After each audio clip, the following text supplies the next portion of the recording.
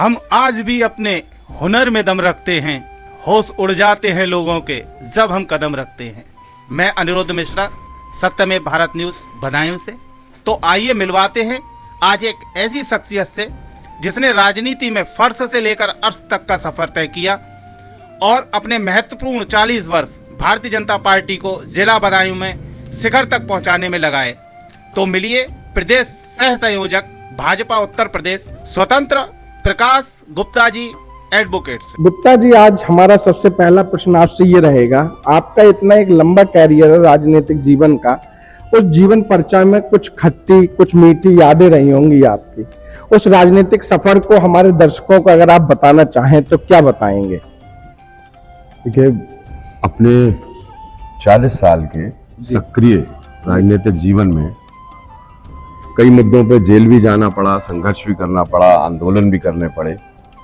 और मुझे ध्यान है सितंबर 89 में अस्पताल में एक ऐतिहासिक आंदोलन हुआ था जिसको मैंने लीड किया था, और उस आंदोलन को लेकर अस्पताल की व्यवस्थाएं काफी सुधरी भी थी। अब जहां तक खट्टी मीठी बातों की आप स्मरण करना चाहते हैं तो मैं बताऊं कि सबसे ज्यादा जो एक भय का माहौल और एक दबाव का माहौल, ये बात है सितंबर 90 की 1990 की। राम जन्मभूमि आंदोलन अपने चरम पर था। हमारा नारा था कि सौगंध राम की खाते हैं, मंदिर वहीं बनाएंगे। और इस नारे के साथ हजारों हजार कार सेवक छुपते छुपाते जा रहे थे।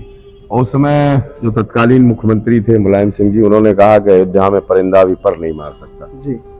तो सारे कार्यकर्ता निकल के जा रहे थे। अधिकांश की गिरफ्तारी स्थानीय स्तर पर हो रही थी। तो मुझे यहाँ कचहरी से ही गिरफ्तार कर लिया गया। और उसके बाद जैसे एक अपराधी से बात की जाती है, इस हिसाब से मुझसे सीओ उस समय जो थे उन्होंने बात की थी और 3rd डिग्री तक का चैलेंज दिया था कि आप जानते हैं 3rd डिग्री भी पुलिस जानती है।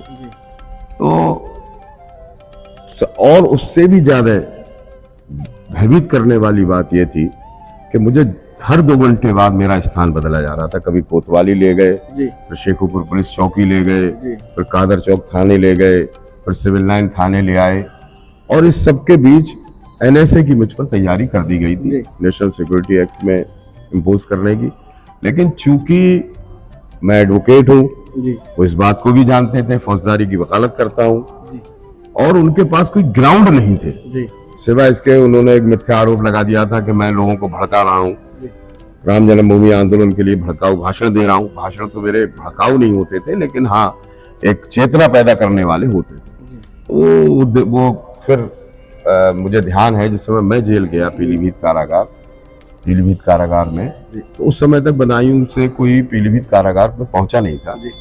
और मुझे 5-6 दिन जो खालिस्तानी आतंकवादी थे उनके साथ रहना पड़ा। बाद में तो बहुत हमारे कार सेवक आंदोलन करके वहां पहुंच गए और माहौल जरा हल्का फुल्का हो गया। लेकिन वो 6-7 दिन बहुत तनाव के दिन थे। परिवार में भी मेरी सुरक्षा को लेकर चिंता थी, मित्रों में भी सुरक्षा की चिंता थी। वो घटना बड़ी घटना रही। लेकिन आज मुझे खुशी है कि वो जो 1 महीने हम जेल जमीन पर लेटे आंदोलन किया, पुलिस की लाठियां, पुलिस का उत्पीड़न सब सहा, लेकिन प्रसन्नता यह है कि वो दिन जिसके लिए हमने ये सब काम किया वो दिन आ गया है। और अपने जीवन काल में, क्योंकि कई पीढ़ियां तो खप गई, उनका सपना वो देख नहीं पाए, हालांकि नींव वही लोग डाल के गए हैं। हमारा सौभाग्य है कि हम उसमें आंदोलन में सहभागी भी रहे और उस आंदोलन की पूर्णता को भी हम अपनी आंखों से देख रहे हैं। ये हमारा सौभाग्य। गुप्ता जी ने बड़ा अच्छा वाकया हमको बताया। जब कार सेवकों पर मुलायम सिंह यादव जी ने कार्रवाई करने की मांग करी तो सर को जेल में डाल दिया गया और 3rd डिग्री टॉर्चर भी दिया गया। लेकिन उसके बावजूद भी राजनीतिक सफर थमा नहीं, अभी भी जारी है। तो इतने वर्षों के इतिहास में, अब तो मैं इतिहास ही कहूंगा, 40 वर्ष बहुत होते हैं सर। एक मेरा प्रश्न ये है कि 2014 के बाद और 2014 से पहले की राजनीति में आप क्या बदलाव देखते हैं? देखिए, अगर इस बदलाव को आप पूछना चाहते हैं तो मैं बड़ा निसंकोच होकर एक बात कहूंगा कि 2014 से पहले जी या ये कहिए कि और थोड़ा पहले चले जाएं, जी तो जिस समय हम ये कहा करते थे हम भारतीय जनता पार्टी के कार्यकर्ता हैं, जी तो आप यकीन जानिए सरकार चाहे किसी की हो, जी लेकिन लोगों के मन में एक श्रद्धा भाव हमारे प्रति रहता था जी कि ये भारतीय जनता पार्टी के कार्यकर्ता है। जी लेकिन अब इस समय जी मैं बड़ा निसंकोच होकर ये बात कह रहा हूं और पार्टी लाइन से हटके बात कह रहा हूं जी कि वो विश्वसनीयता अब हमारी कार्यकर्ता की नहीं रही, उसके प्रति वो श्रद्धा भाव तो नहीं रहा। ये परिवर्तन आया है और भारतीय जनता पार्टी के प्रति ही नहीं, राजनीतिक गिरावट ये आई। आज राजनीतिक काम करने वालों को अच्छी निगाह से नहीं देखा जाता, जबकि हमने जब काम शुरू किया था और हम आंदोलन करते थे, किसी मुद्दे को उठाते थे, तो जनता हमें बड़ा अच्छी निगाह से देखा करती थी। अब है क्या, सरकार हमारी है, विपक्षी जिनको मुद्दे उठाने चाहिए वो मुद्दे उठाते नहीं, तो जनता को अब ये लगने लगा है कि सब कहते हैं ना chips of the same block, जैसे सब एक से ही है। जो हमारी अलग से डिफरेंस, एक हमारी आइडेंटिटी थी, एक हमारी पहचान थी, वो पहचान में कहीं ना कहीं कमी जरूर आई, यही तो मैं कहूँ। सर वैसे आपने बेबाक आंसर दिया, बेबाक हमें जवाब दिया सवाल का, लेकिन मेरा एक सवाल और है सर आपसे। बदायूं शिक्षा की स्थिति आप देख लें, चाहे आप आर्थिक स्थिति देखें बदायूं की, और सबसे ज्यादा जो मैंने देखा है बदायूं को, वो औद्योगिक रूप से बदायूं बहुत पिछड़ा हुआ है। इसके बारे में आप क्या कहना चाहते हैं? जबकि डबल इंजन की सरकार है, इसका विकास होना चाहिए था, बदायूं शहर का भी विकास होना चाहिए था। बदायूं से हमारे नगर विकास मंत्री भी रहे महेश चंद्र गुप्ता जी, लेकिन उसके बावजूद भी सर विकास देखने को नहीं मिला। इसका क्या कारण रहा, आपसे मैं जानना चाहूंगा। देखिए, बदायूं नगर में तो ट्रिपल इंजन की सरकार भी रह चुकी है, जी। डबल इंजन नहीं, ट्रिपल इंजन की सरकार रह चुकी है। यहां तक जिले की विकास की बात है, देखिए लोकतंत्र में जनप्रतिनिधि और जनता जी इन दोनों की जागरूकता जरूरी है। जहां के जनप्रतिनिधि जागरूक हैं वहां योजनाएं जा रही। मैं आपको उदाहरण दूं, शाहजहांपुर बदायूं नगर से छोटा नगर है जी लेकिन वो नगर निगम बन गया जी क्योंकि वहां के जनप्रतिनिधि जागरूक है, हमारा नहीं बना। तो अब इसमें जनप्रतिनिधि की जो कुछ कमी है वो अपनी जगह है, लेकिन जनता की भी मैं कभी मानता हूं। जनता जो एक बात कहती है कि अब की बार आप वोट लेने आए तब हिसाब कराएंगे, ये मानसिकता ठीक नहीं है। वोट के 10 कारण होते हैं, वोट का कारण केवल वह उम्मीदवार ही नहीं होता। कभी कभी आजकल हम मोदी जी योगी जी के नाम पर वोट दे रही, जनता मोदी जी योगी जी के नाम पर वोट दे रही है, तो वोट तो हम मोदी योगी जी की को देते हैं। लेकिन जनप्रतिनिधि से अगर हमें काम लेना है तो ये जरूरी है, जनता को भी जागरूक होना चाहिए।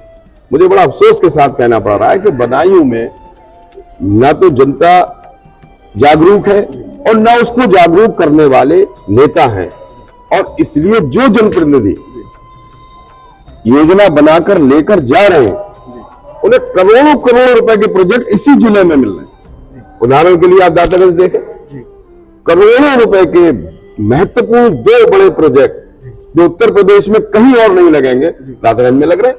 सर कुछ जान सकता हूं उनके बारे में? एथेनॉल प्लांट दातागंज में लगाया जा रहा है। 27 तारीख को संभावित रूप से माननीय मुख्यमंत्री जी उसका उद्घाटन करने भी आ रहे हैं। यूपी का पहला बड़ा प्लांट है। एथेनॉल प्लांट लगने के बाद स्वाभाविक है किसान की खोई है और जो और वेस्ट चीजें हैं वो चीजें बिकेंगी और उससे एथेनॉल यहाँ पैदा होगा। बड़ी फैक्ट्री लग रही है। ऐसे ही वहां पीएससी महिला पीएससी बटालियन बन रही है। उत्तर प्रदेश में 2 स्वीकृत हुई थी, उसमें से एक दातागंज में बन रही है। तो अब जनप्रतिनिधि नहीं कहेगा तो पता कैसे लगेगा? अब इस बात को कि हम बदायूं का विकास नहीं हुआ या बदायूं नगर का विकास नहीं हुआ, तो बात तो ठीक है। जब सरकार के पास कोई प्रपोजल नहीं, सरकार पैसा देने को तैयार बैठी है, कोई पैसा लेने वाला नहीं, तो फिर विकास कैसे होगा? दुख लगता है बदायूं को देख। बदायूं के विकास के लिए सर ने अपनी चेतना और संभावनाएं दोनों दिखाने का प्रयास किया, बताने का प्रयास किया। अभी जनता के ऊपर भी है, जनता क्या पूछती है जो जनप्रतिनिधि होते हैं। लेकिन मैंने भी ये देखा है सर, आज के समय में जनता बहुत जागरूक तो है, कि सोशल मीडिया के थ्रू या मान लो किसी भी मीडिया के थ्रू वो लोग बात तो करना चाहते हैं, लेकिन उनकी आवाज को सुना भी नहीं जाता। इसके ऊपर आप कुछ कहना चाहेंगे सर? नहीं, बात को तब सुना जाता है जब बात प्रभावी ढंग से और योजनाबद्ध तरीके से रखी जाए। खाली सोशल मीडिया पर सोशल मीडिया तो तनाव मुक्त करने की जगह है। आप किसी बात से नाराज हैं, आपने बस एक लाइन टाइप कर दी, बस बड़ा प्रसन्न हो गया, हाँ मैंने फेसबुक पे डाल दिया। ये नहीं, ठोस काम करना है। और सबसे बड़ी बात यह है कि नगर के नागरिकों की जिम्मेदारी जिले के अन्य जगह पे रहने वाले नागरिकों से ज्यादा बड़ी होती है, क्योंकि नगर मुख्यालय से ही कोई जिला जाना जाता है। जब नगर मुख्यालय भी ऐसा लगे कि बिल्कुल उजाड़ सा, ऐसा लगे किसी योजना पे काम ही नहीं हो रहा है, तो बाकी लोग फिर क्या करेंगे। इसलिए यहाँ के जो बुद्धिजीवी लोग हैं, डॉक्टर्स हैं, वकील हैं, डॉक्टर्स हैं, एडवोकेट्स हैं, सीए हैं, तमाम लोग हैं, पत्रकार हैं, आप हैं, आप लोगों को प्रभावी ढंग से उठाना चाहिए। हमने तो हमेशा प्रयास किया है जो जनता की आवाज है वो उठे। एक सर और मेरा आपसे पर्सनली सवाल है कि आपको 40 वर्षों का राजनीति में अनुभव है सर। मैंने ये भी सुना है कि राम सेवक पटेल जी के आप गुरु भी रहे, तो सर जो राजनीति में कद आज आपका होना चाहिए था, वो कहीं क्या कारण रहे उसके कि वो नहीं हो पाया? क्या आपकी बेबाकी रही? ये सवाल आपका बहुत अच्छा सवाल है और आपने मेरे मन का सवाल पूछा है। मैं आपको बिल्कुल हृदय से बताता हूँ कि किशोर अवस्था के बाद आज आप मुझे वृद्ध अवस्था में देख रहे हैं। मैं 60 साल का होने आया, 60 साल का हो गया। मेरी जवानी कहाँ आई कहाँ चली गई मुझे नहीं मालूम। दिन रात मैंने पार्टी को काम किया, लेकिन मैं आज जब टोटल लगाता हूं कि मैंने पार्टी को अपना जीवन दिया, उसके बदले मुझे क्या मिला, तो मुझे 100 में 100% संतुष्टि होती है। क्योंकि मैंने कभी ये सोचा नहीं था कि राम मंदिर अपनी आंखों से देखूंगा। मैंने कभी सोचा नहीं था, एक एडवोकेट होने के नाते, कानून का विद्यार्थी होने के नाते, मैं ये समझता था कि अनुच्छेद 370 हटेगा कैसे, क्योंकि उसके हटने की प्रक्रिया में इतना कॉम्प्लिकेशन था जो विधि के छात्र के रूप में मैं समझता था ये नहीं हट पाएगी। लेकिन मेरे नेतृत्व ने साहस दिखाया और वो हटा। तो ये सारी चीजें जो जिनकी हम कल्पना करके रुंटे खड़े हो जाते थे, वो काम मेरे सामने पूरा हो रहा है और इससे ज्यादा मुझे क्या चाहिए। मैं पूर्ण संतुष्ट हूँ, पूर्ण तृप्त हूँ और बहुत प्रसन्न रहता हूँ कि मैंने जिस काम के लिए, भगवान राम के काम के लिए, इस देश के उत्थान के लिए, इस देश की प्रगति के लिए जिस विचार को पकड़ा, वो विचार आज पल्लवित हो रहा है, विकसित हो रहा है, देश के कोने कोने में उसकी मान्यता हो गई है। इससे ज्यादा और क्या चाहिए। अब रही व्यक्तिगत उपलब्धियों की बात, तो व्यक्तिगत उपलब्धियां तो बहुत थोड़े समय के लिए होती है, इनसे कोई मेरे मन में पश्चाताप या दुर्भावना नहीं। सर एक और सवाल है मेरा आपसे, चलते चलते 2024 लोकसभा चुनाव में आप किसे उम्मीदवार के रूप में या किसे प्रत्याशी देखना चाहेंगे? बदायूं से। नहीं, बदायूं नहीं, मैं तो उत्तर प्रदेश के सारे 80 के 80 प्रत्याशी आपको बता सकता हूं। नहीं, बदायूं विशेष रूप से बदायूं सहित सारे उत्तर प्रदेश में और सारे देश में कमल का फूल प्रत्याशी होगा। मोदी जी और योगी जी हमारे कसौटी के मापदंड होंगे। और सत्य बात तो यह है, इस देश के 2024 के चुनाव के परिणाम की घोषणा मेरे भाई 22 जनवरी 2024 को अयोध्या में हो जाएगी। सारे देश ने ये स्वीकार कर लिया है कि जिन्होंने राम मंदिर दिया है, जो राम को लाए हैं हम उनको लाएंगे। यही मुद्दा इस चुनाव में रहेगा और बिल्कुल आश्वस्त हैं हम तीसरी पारी खेलने के लिए और मोदी जी को पुनः प्रधानमंत्री बनाने के लिए। चलिए सर, जाते जाते आज से एकमात्र सवाल हमारा ये रहेगा, 22 जनवरी को रामलला की प्राण प्रतिष्ठा होने वाली है। बदायूं के लोगों के लिए, आप अपने लोगों के लिए क्या खास संदेश देना चाहेंगे? देखिए, राम काज तो सब उन्हीं की इच्छा से हुआ जी। जब उनकी इच्छा हुई तो ताला खुला, जब उनकी इच्छा हुई मूर्ति स्थापित हुई, जब उनकी इच्छा हुई आज भव्य राम मंदिर बनेगा। 500 वर्षों के सतत संघर्ष के बाद ये दिन हमने देखा है। तो बदायूं के लोगों से तो मैं कहूंगा इस दिन को बिल्कुल दीपमालिका पर्व के रूप में मनाएं, क्योंकि फिर से अयोध्या में भगवान राम एक लंबी लड़ाई लड़ने के बाद वापस आ रहे हैं और दीपमालिका के रूप में मनाएं। और इसका एक कारण ये भी है, ये केवल एक मंदिर की बात नहीं है। भगवान प्रभु श्री राम वो आदर्श हैं जो समाज को ये बताते हैं अच्छा पुत्र कैसा होना चाहिए, अच्छा पिता कैसा होना चाहिए, अच्छा पति कैसा होना चाहिए, अच्छा भाई कैसा होना चाहिए। तो ये राष्ट्र मंदिर का भी निर्माण हो रहा है राम मंदिर के साथ साथ। तो इसमें 22 तारीख को दीपमालिका पर्व के रूप में बदायूं के लोग मनाएं और भगवान प्रभु श्री राम के आदर्शों का जीवन में अनुपालन करें, अनुसरण करें। यही संदेश मेरा रहेगा। सर, अंत में सत्य में भारत न्यूज के लिए आप कोई विशेष कुछ कहना चाहें? अब भारत न्यूज के लिए हम यही कहना चाहेंगे कि स्थानीय समस्याओं को जरा प्रभावी ढंग से उठाएं। शायद आप ही अग्रसर बने और उस बदायूं का कुछ भला हो जाए, यहाँ के लोगों की समझ में कुछ आए, कुछ काम हो जाए, तो आपका भी प्रयास सार्थक होगा और बदायूं पर भी एहसान होगा। चलिए, धन्यवाद सर, आपने हमें समय दिया, बहुत बहुत आभार आपका। मिलते हैं आने वाले समय में भी, हम चाहेंगे आपके साथ फिर रूबरू हो, क्योंकि आप जैसे बेबाक सवाल बहुत कम लोग ही देते हैं। मैं चाहूंगा हम एक बार फिर मिलें। धन्यवाद सर।